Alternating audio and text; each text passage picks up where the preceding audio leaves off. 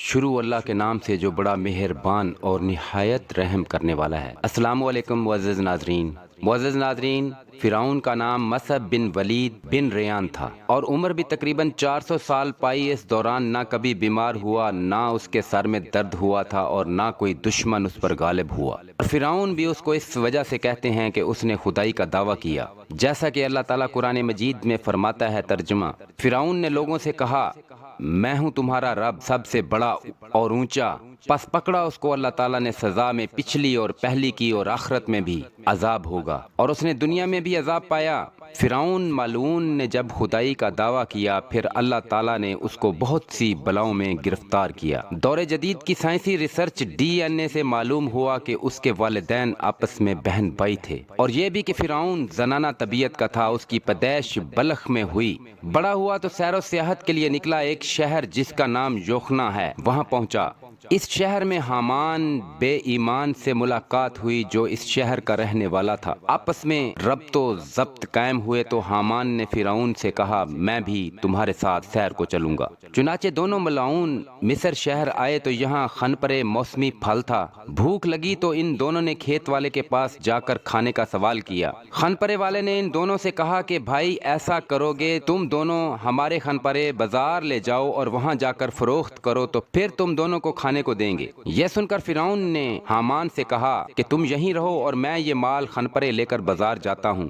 چنانچہ ایسا ہی کیا گیا، یعنی فرعون خنپرے لے کر بیچنے شہر گیا۔ دکانداروں نے اس سے کہا، ہم تو مال ادھار خریدتے ہیں اور نقد میں پھل ترکاری نہیں خریدتے، اور جس کی جو قیمت ہوتی ہے اس کو مال اپنا فروخت کرنے کے بعد اس کی جو قیمت ہوتی ہے دے ڈالتے ہیں۔ ہمارے شہر کا یہی دستور ہے۔ فرعون کچھ وقت سوچتا رہا اور پھر وہ خنپرے اسی وعدہ پر بیچ کر واپس اسی جگہ آ گیا، اور مالک خنپرے والے سے جا کر کہا، یہ کام اچھا نہیں، اتنا بول کر وہاں سے چل پڑا، اور پھر شاہ مصر کو ایک درخواست پیش کی کہ میں ایک غریب آدمی بعید الوطن ہوں اور کھانے پینے سے بھی عاجز ہوں۔ فدوی کو کوئی کام اس شہر میں جاہ پناہ کی سرکار عالی میں جہاں موافق گزرے، غلام کو اس جگہ پر معمور فرما کر سرفراز فرمائیں۔ اس بدبخت کا نصیب بیدار تھا۔ یہ خط سنتے ہی بادشاہ مصر کا حکم ہوا کہ تو کون سا کام کرنا چاہتا ہے؟ وہ بولا، دروگی، یعنی اس شہر کی قبریں بنانا چاہتا ہوں۔ میری اجازت کے بغیر کوئی وہاں مردہ نہ گاڑنے پائے۔ یہ سن کر بادشاہ مصر نے اس کو گورستان کی دروگی دے دی۔ تب قبرستان کے دروازے کے پاس جا بیٹھا۔ قضائے الہی سے ایسا ہوا کہ اسی سال مصر میں وبا پھیل گئی اور بہت آدمی مرنے لگے۔ فرعون نے جب یہ دیکھا تو اس نے ہر ایک لاش کے وارثوں سے ایک ایک درہم سونے کا لینا شروع کر دیا۔ اس طریقے سے تھوڑے ہی دنوں میں اس کے پاس بہت سارا روپیہ پیسہ جمع ہو گیا۔ پھر اس روپے سے مقربان بادشاہ کو دے کر تمام شہر کی دروگی لے لی، اور شاہ مصر فرعون سے بہت متاثر ہوتا اور خاص کر فرعون کو بہت وقت بھی دیتا تھا اور اس کی دنائی کی باتیں بھی سنتا تھا۔ اتفاقاً قضائے الہی سے بادشاہ کا وزیر مر گیا تو بادشاہ نے فرعون کو مصر کا وزیر مقرر کر دیا۔ پھر فرعون نے حامان سے کہا، میں چاہتا ہوں کہ خدائی کا دعویٰ کروں تاکہ ساری مخلوق مجھ کو معبود رب مانے اور میری پوجا کرے۔ یہ سن کر حامان نے اس سے کہا، اگر خدائی چاہتا ہے تو یہ کام بہت آہستہ آہستہ کر، سب سے پہلے تو لوگوں کو اپنے ہاتھ میں لے۔ فرعون نے کہا، ایسا کرنے کے لیے کیا تدبیر اختیار کی جائے، کیونکہ تمام لوگ تو اس وقت یوسف اور یعقوب علیہ السلام کے دین پر مستحکم ہیں، کس طرح ان کو اپنا بناؤں؟ آخر اس کی کیا تدبیر ہو سکتی ہے؟ حامان اس بات کو سن کر کچھ دیر سوچتا رہا، پھر یہ تدبیر بتائی کہ بادشاہ مصر سے درخواست کر کہ میں چاہتا ہوں کہ 1 برس تک مصر کے لوگوں کے لیے خزانے سے مفت فرمائشیں پوری کی جائیں، اور فدوی اپنی طرف سے سرکاری خزانے میں 1 سال کا جو خرچہ ہوگا دے گا۔ بادشاہ نے کہا، میں یہ نہیں چاہتا کہ تمہارا نقصان ہو اور میرا نفع۔ اچھا، میں اجازت دیتا ہوں کہ اس سال کا ٹیکس لوگوں پر معاف کیا۔ فرعون نے جواب دیا، میں نہیں چاہتا سرکار عالی کا خزانہ کسی طرح کم ہو۔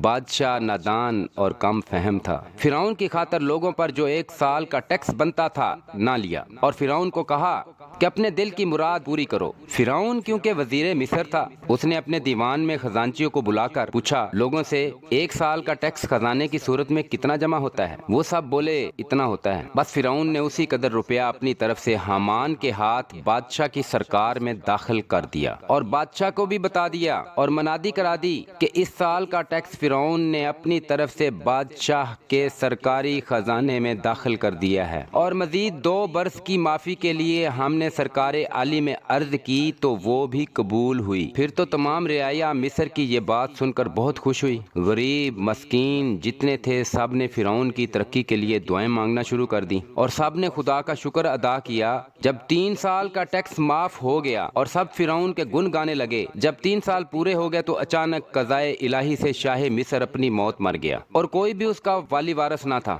جو تخت شاہی پر بیٹھے۔ چنانچہ بادشاہ مصر کی تجہیز و تکفین کے بعد 3 دن تک تعزیت کی گئی، اور چوتھے روز تمام شہر کے لوگ، قاضی، مفتی، عالم فاضل، عمرہ، غربا، چھوٹے بڑے، سب بادشاہی دربار میں حاضر ہوئے۔ کہنے لگے کہ بادشاہ کے تخت پر کس کو بٹھانا چاہیے، کیونکہ شاہ مصر لاوارث تھا، اور لوگوں نے فرعون مصر کی نیکی اور رحم دلی دیکھی تھی۔ 3 سال کا ٹیکس معاف کرایا تھا اور اپنے پاس سے 3 سال کا روپیہ پیسہ بادشاہ کو جمع کرا دیا تھا۔ اس وجہ سے سب ہی لوگوں نے اتفاق کیا اور فرعون مردود کو تخت پر لے جا کر بٹھا دیا۔ جب یہ ملعون مصر کا بادشاہ بنا تو حامان بے ایمان کو اپنا وزیر بنا لیا۔ حامان وزیر سے کہنے لگا کہ کوئی ایسی تدبیر کرنی چاہیے کہ تمام ملک مصر کے باشندے اور تمام مخلوق مجھ کو خدا کہے اور مجھ کو ہی معبود جانے اور میری پرستش کرے۔ اس بات پر حامان جو اب وزیر مصر تھا فرعون کو یہ صلاح دی کہ پہلے مصر میں یہ حکم دیا جائے کہ تعلیم و تدریس کا سلسلہ بند کر دیا جائے اور اس ملک میں کوئی بھی علم نہ سیکھنے پائے،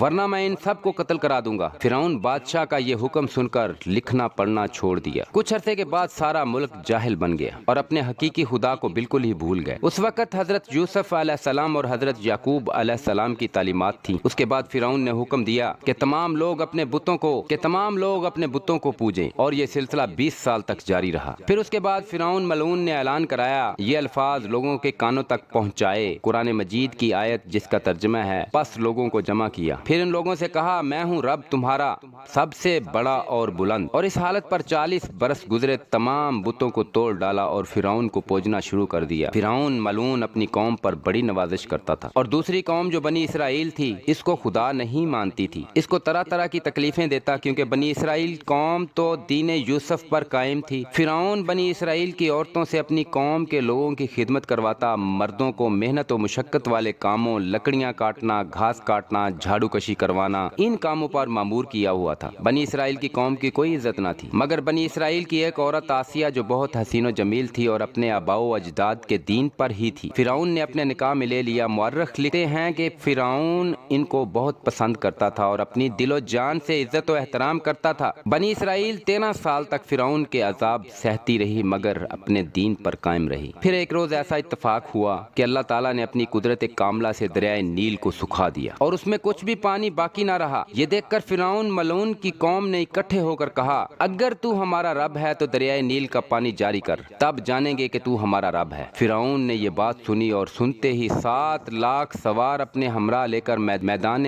سعید الاعلیٰ کی طرف نکل گیا اور ایک منزل پر 1 لاکھ سواروں کو چھوڑتا گیا۔ اسی طرح سب کو رخصت کر کے تنہا ایک میدان میں جا کر ایک غار کے اندر جا گھسا اور گھوڑے کی باگ کو گلے میں لپیٹ کر قبلہ رخ ہو کر سجدے میں جا گرا اور کہنے لگا، یا الہی تو حق پر ہے اور میں باطل پر ہوں، تو میرا رب بے نیاز بے پرواہ ہے۔ اے میرے پروردگار، مجھے جو بھی دینا ہے دنیا میں ہی دے دے اور میں آخرت میں کچھ نہیں چاہتا ہوں، اور میں خوب جانتا ہوں کہ آخرت میں میرے لیے سوائے دوزخ کے اور کچھ نہیں ہوگا۔ جب فرعون نے خدا کی درگاہ میں یہ دعا کی تو اسی وقت ایک شخص غیب سے آیا، اس غار کے منہ پر کھڑا ہو گیا اور فرعون سے کہنے لگا، میں ایک شخص کی شکایت تمہارے پاس لایا ہوں، تم اس کا انصاف کرو۔ یہ سن کر فرعون بولا، تو یہاں کیوں آیا ہے؟ یہ جگہ تو انصاف کی نہیں ہے، کل دربار میں آنا، وہاں میں اس کا انصاف کروں گا، اس وقت تو یہاں سے چلا جا۔ پھر وہ بولا کہ تو ہمارا انصاف انصاف یہیں کر اور بغیر انصاف کرائے ہم یہاں سے نہیں جائیں گے۔ یہ مکالمہ جاری ہی تھا کہ ادھر دریائے نیل کا پانی جاری ہو گیا، دریائے نیل بپھر گیا۔ یہ دیکھ کر فرعون نے بہت خوشی محسوس کی، اور اسی خوشی کے عالم میں وہ اس شخص سے کہنے لگا، اے نوجوان،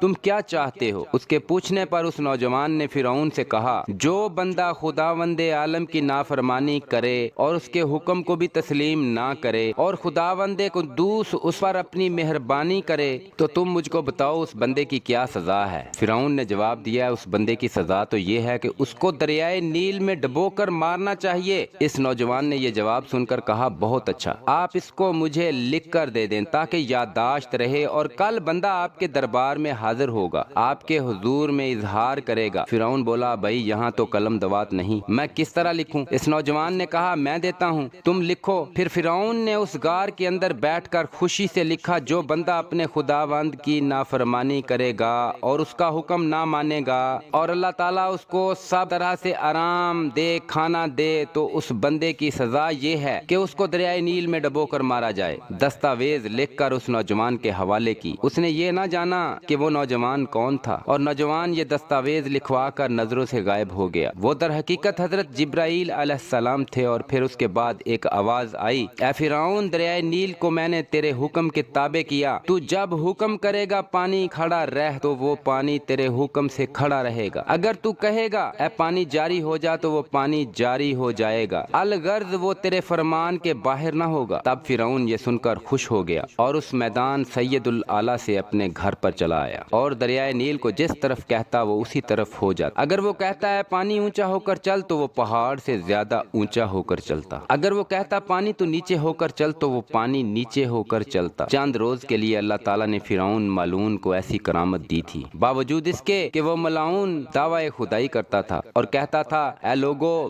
مصر کا مالک میں ہوں اور دریائے نیل بھی میرے حکم کے تابع ہے، دیکھو تو پانی دریائے نیل کا بالکل خشک ہو گیا تھا، میں نے ہی جاری کیا تمہارے پینے کے لیے۔ اہل مصر نے یہ کرامت جب دیکھی تو فرعون کی تعریف کرتے ہوئے سجدے میں گر گئے اور اس کی ربوبیت کا اقرار کیا اور بولے، بے شک تو ہمارا پروردگار ہے، لعنت اللہ علیہم اجمعین۔ دریا کے کنارے اس نے ایک عالیشان محل تعمیر کروایا جس کا نام عین الشمس رکھا تھا۔ اللہ تعالیٰ نے دو درخت بھی اس حوض کے کنارے پر پیدا کیے، ایک درخت سے روغن زرد نکلتا تھا اور دوسرے درخت سے روغن سرخ، وہ روغن جس بیمار کو دیا جاتا تو وہ شفا پاتا۔ فرعون بڑے فخر سے لوگوں کو جتاتا اور خدائی کا دعویٰ کرتا، اپنی ربوبیت کی دلیل دیتا۔ ان کرامتوں کی وجہ سے لوگ فرعون کی ربوبیت کے قائل ہو کر گمراہ ہوتے چلے گئے اور تمام مصر کے باشندے گمراہی کا شکار ہو گئے۔ ناظرین، صدقہ جاریہ سمجھ کر اپنے دوستوں اور رشتہ داروں کو شیئر ضرور کریں۔